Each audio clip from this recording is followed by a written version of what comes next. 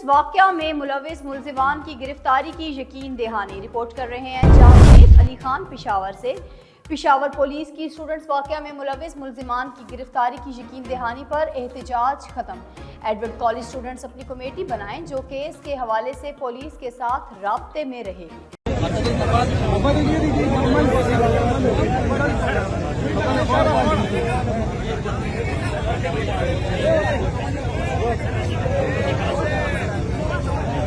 रहीम कल इंतहाई एक अंदोनाक और एक अफसोसनाक वाक़या पेश आया, जिसमें एक स्ट्रीट क्राइम की वारदात के दौरान एक हमारा जो तालिब इल्म बच्चा था उसको अपनी जान से हाथ धोने पड़े।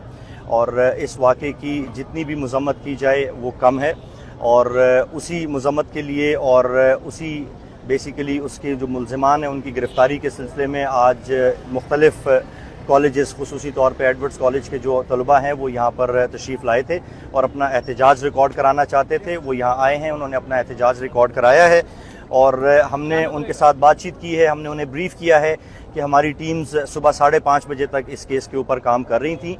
कल से जब से ये वाक़या पेश आया है उसके फ़ौरन बाद हमने तमाम तर जो हमारी CCTV फुटेजेस हैं करीब के इलाकों की और इस वारदात की जितनी फुटेजेस हमें दस्तयाब हो सकती थी हमने उन फुटेजेस को हासिल किया है।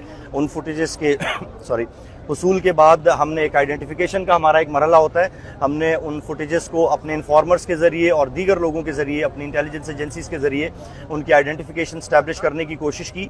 उसमें हम काफ़ी हद तक कामयाब हो चुके हुए हैं और उनकी आइडेंटिफिकेशन जो है वो आइडेंटिफिकेशन के मराहिल अभी जारी भी हैं। कुछ की आइडेंटिफिकेशन हो चुकी है, कुछ चीज़ें हैं जो कि मैं यहाँ पर इस वक्त कबल वक्त होगा आपसे शेयर करना, लेकिन किस्सा मुख्तसर और बात मुख्तसर ये है कि ये किसी दूसरे के बच्चे का नहीं हुआ। ये इस तरह है, हम इसको इस तरह देख रहे हैं कि जैसे हमारे अपने घर के अंदर कोई वाक़या हुआ है, हमारे अपने किसी बच्चे के साथ ये वाक़या हुआ है। और पुलिस आराम से नहीं बैठेगी जब तक इस वाक़े के और इस तरह के दीगर वाक़यात के जो मुल्ज़िमान हैं उनको अपने कैफर किरदार तक नहीं पहुँचाते। थोड़ा सा बताइएगा इसमें कौन सा असला इस्तेमाल हुआ था, कितने फायर हुए थे और वहाँ पर सर कुछ तसादुम इस तरह क्या हुआ? देखें, दो मुसल्ला मोटरसाइकिल सवार थे 125 पे। उन्होंने रिक्शे में सवार जो ये बच्चा था इस रिक्शे को रोका।